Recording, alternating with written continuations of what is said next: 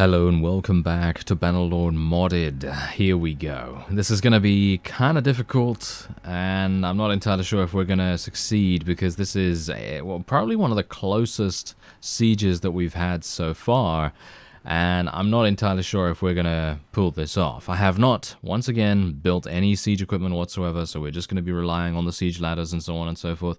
I saw a comment as well that basically said, "Why are you attacking all these weakened armies and parties and so on and so forth, because that's just a waste of time?" Well, actually, no, because it's war and we need to reduce their combat strength as much as we possibly can. Isn't that isn't that the aim? Isn't that the aim of the game, to reduce the combat strength? Because if I let these guys go, if I let all these lower level parties just escape, they are eventually going to come back, or they're going to form much larger armies, and then it's going to be extremely difficult for me to eliminate them. And then they're going to gain an advantage. And isn't that the whole point of war? To gain the advantage, whether that be strategically, tactically, or otherwise, and then attempt to best your opponent in whatever way you can? Well, that's exactly what I'm trying to do. So, yeah, seems a little bit, I don't know, it just seems illogical to me to be like, okay, I'm going to let these guys go so they can get stronger and then come back and, well, defeat me. Because that can happen. That can happen pretty easily. But I guess maybe this is going to, this is going to sort you out and be exactly what you wanted to see, because this is a very even fight. They have a lot more units than we do. They have 300 more people in their army, and I'm kind of worried about this, actually. I'm kind of thinking to myself, we might have some issues even getting inside and being able to even do damage with our melee weapon. I really don't want to be the one to go down there, to be honest, right now. I would much prefer to stay up here and rain down some death with my wonderful crossbow. And as I said in the previous episode, being able to eliminate enemies in one hit, even with a shoulder hit, that is absolutely perfect. Wonderful to see that. Alright, let's go down the stairs. We're going to use the golden bread slicer, and we're going to see how it goes. Obviously, bear in mind, I do have an overwhelming amount of tier 5, tier 4 units. Well, not an overwhelming amount, but I do have mostly those. I do have a couple of tier 3s here and there, but generally I do have quite high tier units, and most of these guys are going to be militia. However, those numbers really do make a big difference. As I've said before, numbers make a huge difference in comparison to what you would actually expect. Because you might expect, hey, this guy has, I don't know, 300 units, I have 100 units, but my units are so much better than his. So, in general, it really just depends on other factors at that point. It depends on environmental factors, it depends on, what kind of decisions you tend to make, and I'm talking about a field battle here, not a siege particularly, because obviously, as we know, if you're doing a siege, then of course the defenders are going to have the advantage in almost every aspect. So that is something we've got to be a bit careful of. I'm going to try and shoot this guy. There we go. Take him down. That's what you get. You got shot in the face, and that guy's getting shot in the face too. Anyone that wants to run over here, you're going to get shot down. Oh yes. That is exactly what is happening. Very nice to see that indeed. Oh, yeah. Oh, that was wonderful. That was a wonderful miss right there. There we go. And there's another nice little headshot right there, too. Nice. Ooh, that was really... Wow, that was a fair distance, wasn't it? Yeah, that's not too bad. Not too bad. But yeah, you can see here that the combat strength is starting to even out quite a bit now. And I'm not entirely sure if we're going to be victorious here. I mean, we've so far eliminated quite a few enemies. But bear in mind that they have such an overwhelming numbers advantage. I mean, they have 300 or 400 more troops than we do, so that's obviously something to bear in mind. I got to be really careful here as well. I cannot face my back towards the opponent, which I do tend to do much more often than I really should, but obviously I do get carried away, the action and so on. I want to make sure that I do as much damage as possible. Get some nice little overhead hits in here.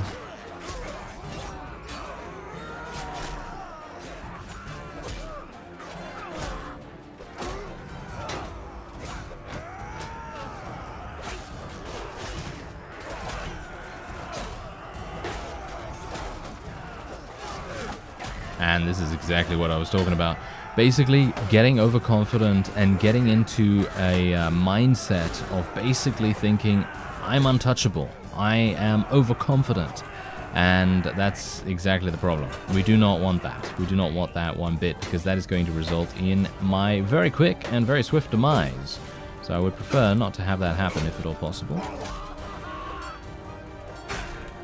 I'm just going to try and do as much damage as I can to any enemies going up the stairs here. That's pretty much what I'm going to do. So my focal point at the moment, which is generally what I tend to do most of the time if I'm in one of these sieges where it's going to take a little bit longer for us to eliminate the enemy. And it's not going to be one of those very swift, very quick ones. But these longer, more extended skirmishes with these people, you're going to have to be careful. You're going to have to give yourself a certain assigned location, and that location is going to be something that you will defend to the last man until you, obviously, inevitably retreat, potentially. Because obviously, if you're a smart person, you're going to try and retreat, and if you're not, then you're going to die, like me. So we'll see. We'll see what happens. But generally, I'm going to try and defend these stairs. It's just an imaginary defensive location, basically. It's one of those. And if you think about that, that can be considered a pretty good strategy. But obviously, if I'm outnumbered in this case, just look at how many people there are here. You really cannot hope to outnumber or overpower the amount of units in this area right now. So I'm just going to do a little bit of regular attacking here. They have the high ground, but I think that's actually a bit of a disadvantage for them at the moment, because if they're not going to use overhead attacks, they're probably going to hit quite a bit higher than where I actually am, and it's probably going to be much more inaccurate for them. As you can see, we're fighting them very viciously right here, which is really nice, especially the archers coming down here and basically sacrificing themselves. This weapon might as well be called the knee chopper at this point, because I am literally just attacking their knees. Get him. Yes, there we are. Okay, so now look at this. Now we're pushing back down. Now we're pushing back down into the courtyard. I gotta be careful though. I'm starting to take some pretty significant damage from all of this glancing blow action. You know, I'm getting literal 10 damage here, 5 damage there, and that is significantly contributing to my HP values dwindling ever so slightly every single time that happens, and that is obviously something we want to try and avoid as much as possible. I'm going to tell my people to charge in, actually, because it feels to me like we're not having our full force inside the walls, because I always leave my units on auto-delegate, because if you leave them into auto-delegate, they're going to do exactly what is required to win the siege. But sometimes, and this doesn't happen all the time, but sometimes in these extended sieges, they tend to be way too cautious, and they tend to allow themselves to stay outside the walls, and we are then fighting with much less than an optimal regiment of units, and that's obviously going to make a big difference to our overall strength. But once you tell them to charge in, it's a very different story. Oh, hello there.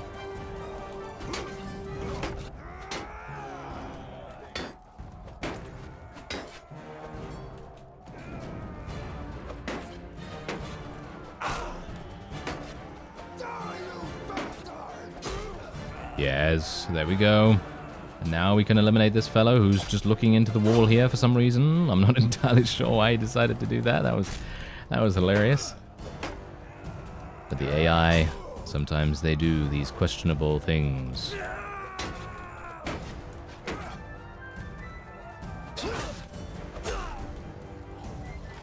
Gonna just try and reload here real fast. But yes, I think that is indeed a victory for us, but that was much more difficult than the regular standard stuff. Obviously, as I've said before. Oh, what? Do you see that guy?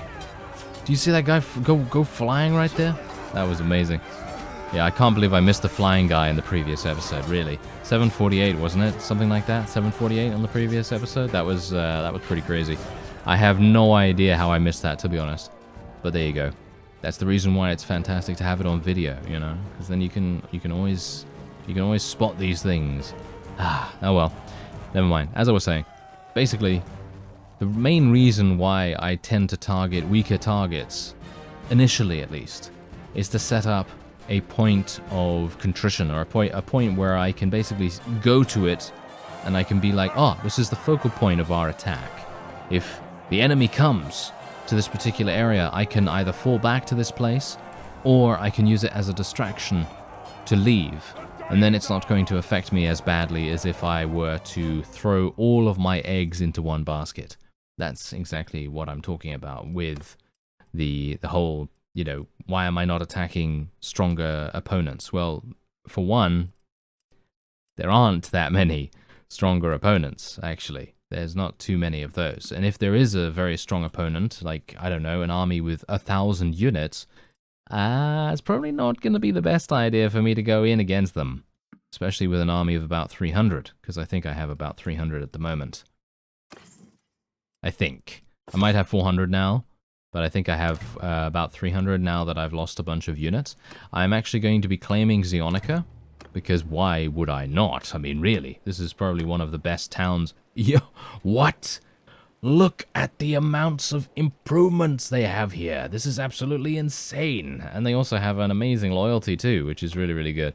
Alright, I'm happy with this. Okay, so improved garrison. Let's go in here once again and let's recruit from the region. Let's go for... I'm actually wondering whether I should go for more than the standard of 300 to 350.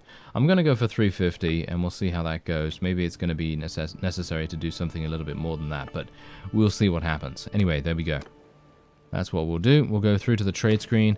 Zeonica is probably one of the most prosperous towns I've seen so far, which is really quite amazing. I would not have expected that, to be honest. Okay, let's just sell a couple of these. I'm going to leave quite a bit of the money in the marketplace at the moment because I want them to be able to rebuild relatively fast, if that actually even has an effect on that. But generally, I don't want to, you know, cause them any kind of delay or problem or anything like that. But you can see here, look at this. Look at how many units my party members lost. This guy only has literal like 50 units left. It's absolutely awful. Absolutely terrible. Absolutely terrible. Anyway, now we have taken Zeonica. And they only have 4 towns remaining. How many castles do they have? 1, 2, 3, 4, 5, 6. Okay, so they have 6. Oh, actually 7. 8? What? All the way up here? Oh, and they also have Omor, of course. I can only hope that Damjan is going to be able to take Omor before the war exhaustion kicks in. But it's highly unlikely, I suppose. Probably highly unlikely. Anyway, I'm going to go down to Askar right here. Hopefully my units... Oh, hello there. Okay, I don't think they're going to be able to do anything. But yes, I mean, here's the thing, okay? To that person, right? To the person that said, why are you not attacking stronger units? Well, would you like me to go in here? This is what I mean. Would you like me to go in here? I mean, this is an unwinnable battle. This is literally an unwinnable battle. I have no idea how I would be able to go in here and actually succeed.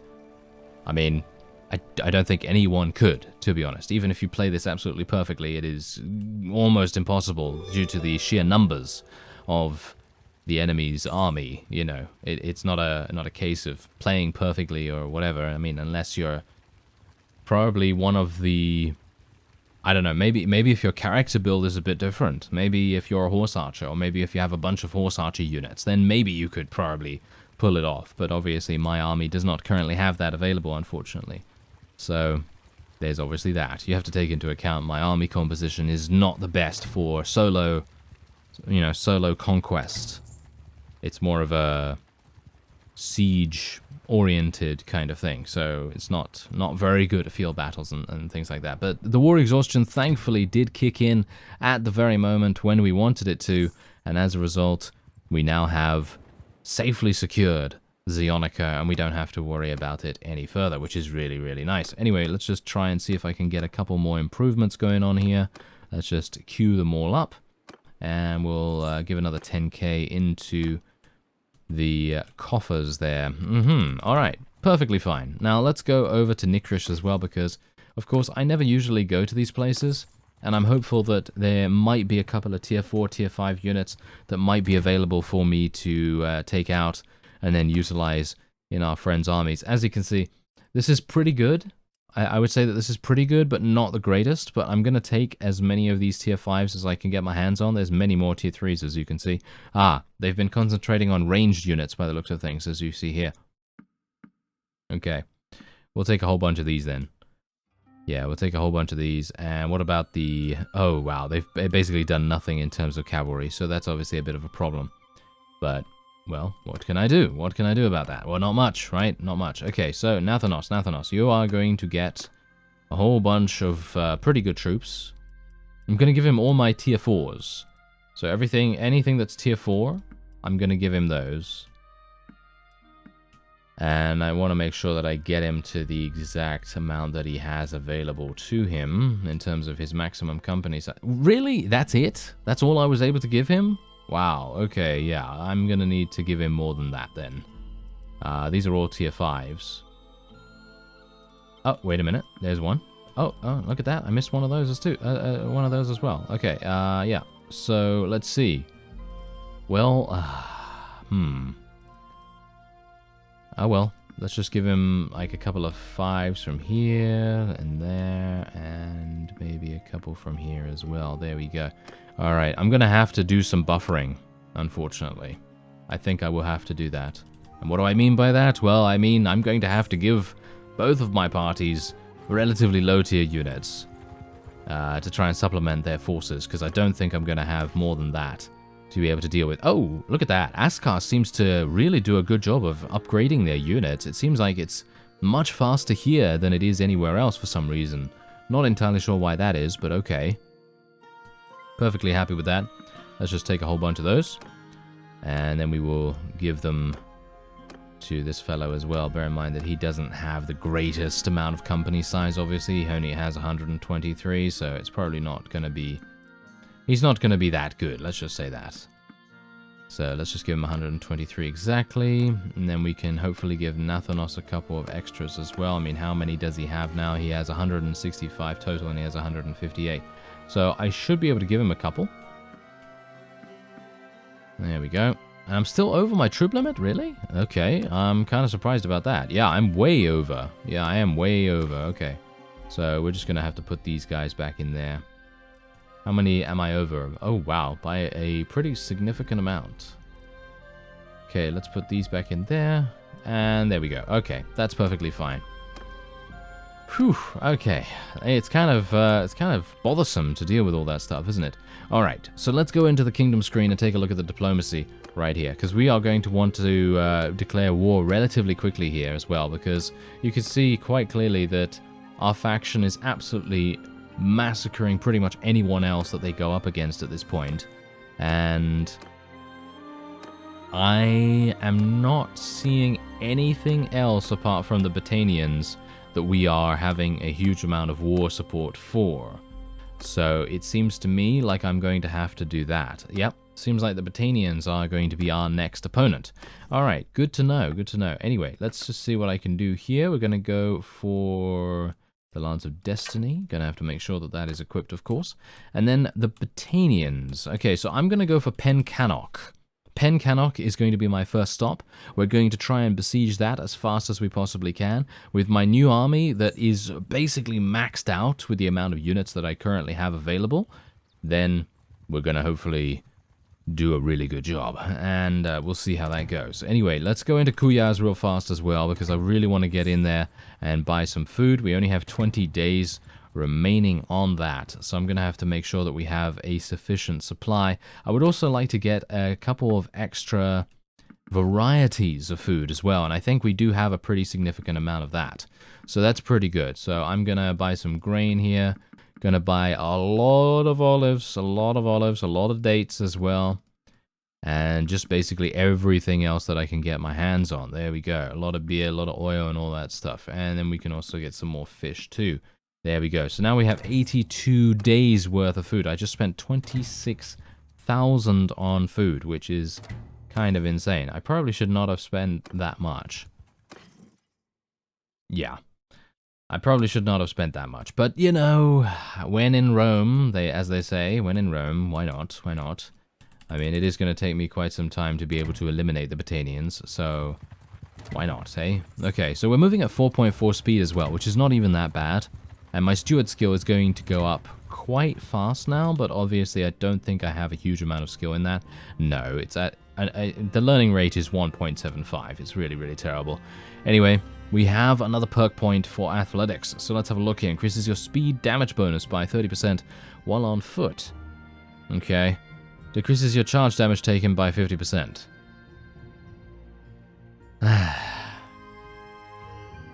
Both of these are awful. Yeah. I mean, I think so at least. This is my own opinion. You don't have to share it, of course. But in my opinion, I don't believe these are that good. Because, yes, okay, your speed damage bonus. Okay, that's perfectly fine. I think this could be probably more useful than reducing the charge damage taken. Because when have you ever been killed by a horse? Anyone? Anyone's been killed by a horse? I don't think so. So I'm going to go for the Surging Blow.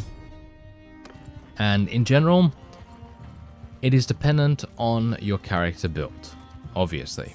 You know, if you have a good athletics skill, then of course that is going to be much, much more powerful than it is for my current build.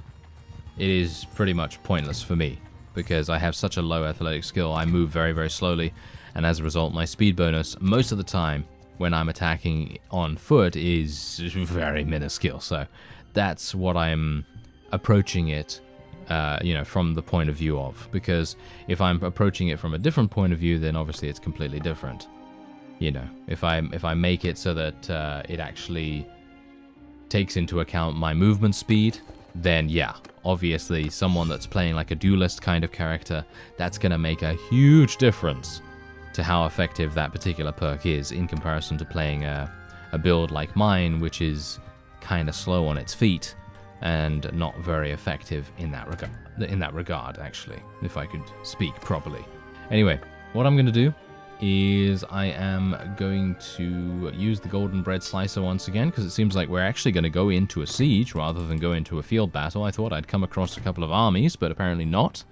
And maybe the Botanians are taken unawares, so to speak. And maybe they are indeed taken unawares.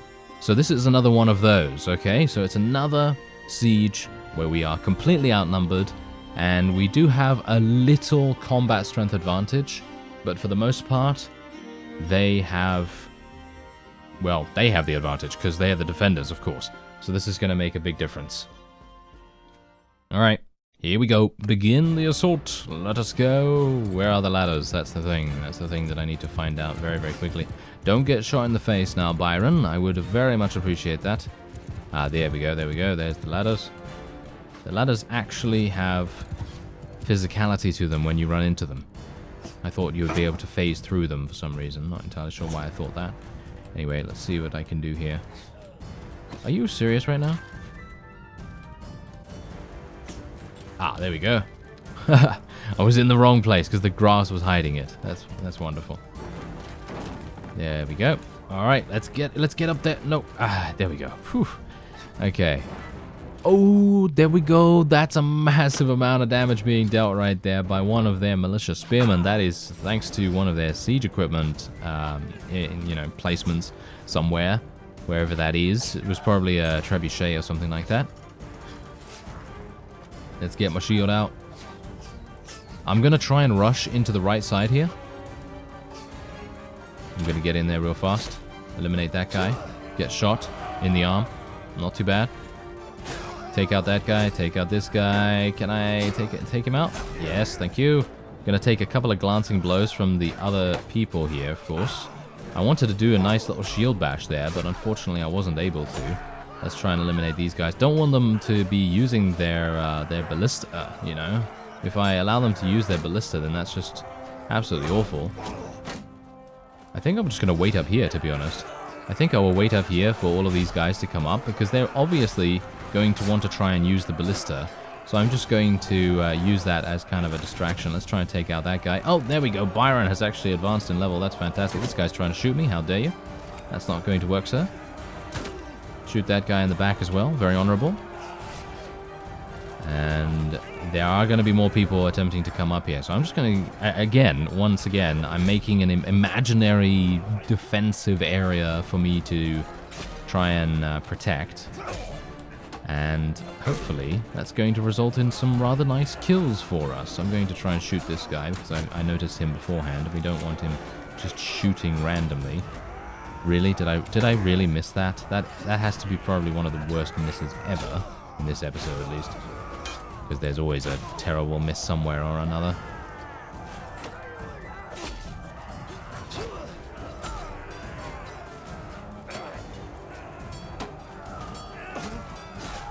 Ah, more enemies coming in. There we go.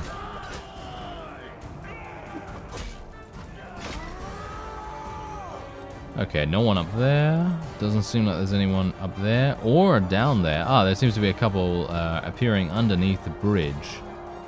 So I might be able to go down here and meet them. If I can. I was actually hoping that they would enter from down... What? Okay, question. What is this? What is this? Those of you that are historical buffs, surely you must know what this is. Because to me, this should have a door of some kind. Maybe it's a storeroom of some kind? Maybe like for weapons and stuff? That would actually make sense, but there isn't anything down there. I would assume that there would be things like ammunition and maybe some gunpowder if there's a cannon. Obviously there's no cannons, but still. You know, in that kind of respect, maybe there would be something like that down there. Maybe food stores or something like that for extended sieges or something. But generally, I have no idea what would be down there. But there's nothing down there right now, and I would have assumed that there would be something of note, like an entryway or a ladder or something along those lines. But no, there was nothing. So. If you could shed some light on that, then that would be great. But yeah, to me that seems like an unfinished room, to be honest. It feels like something that maybe just has not been finished just yet. I'm gonna die here, I think. Pretty easily. Maybe not. These guys are... What? Are you serious? You've come back here? Oh dear.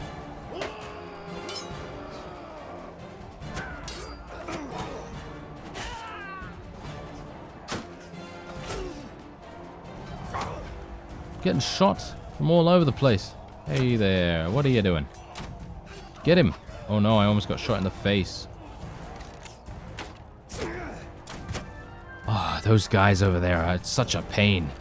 And this guy over here is going to kill me. Almost. Shot me in the chest for 2 damage because literally, if you hit me in the chest, you might as well be doing nothing. My armor is very thick. Yes. Just like my skull. Alright. Yeah, okay, so again, what do you see is happening right now?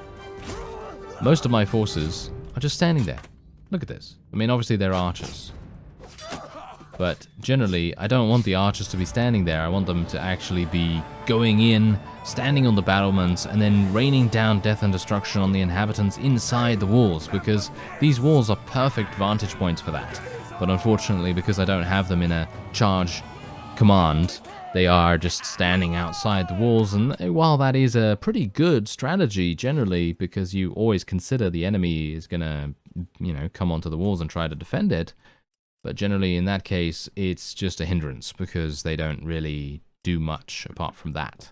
They just stand outside there doing not much at all, which is kind of unfortunate. But yeah, anyway, that's the reason why a charge command generally, after the first wave has gone in, is probably a good idea to go for. Anyway, we're going to show mercy here. I'm going to take control of this once again because you never know when I might be able to trade my fiefs with someone else. And that's exactly what we're going to go for here. Oh, and look at this. This is completely built. That is amazing. That is super, super nice. Okay, so let's go for some recruits right here. We're going to go for 350 once again, or around that number. And then we're going to go for tier 5 units. Thank you very much. And that is pretty much it. Yeah, that is pretty much it. So we did some really, really large sieges in this episode. And we have already had the Battanians increase their war exhaustion to 14. So I can see that this war might very well end before it has really even begun. But I am very much hoping we will be able to eliminate the Botanians before they are even able to gather an army suitable to take back some of their fiefs. So we'll just try to very, very fast assault most of their bases and try and capture them. Anyway, that's going to be it for this episode. I thank you very much for watching, and I'll see you next time.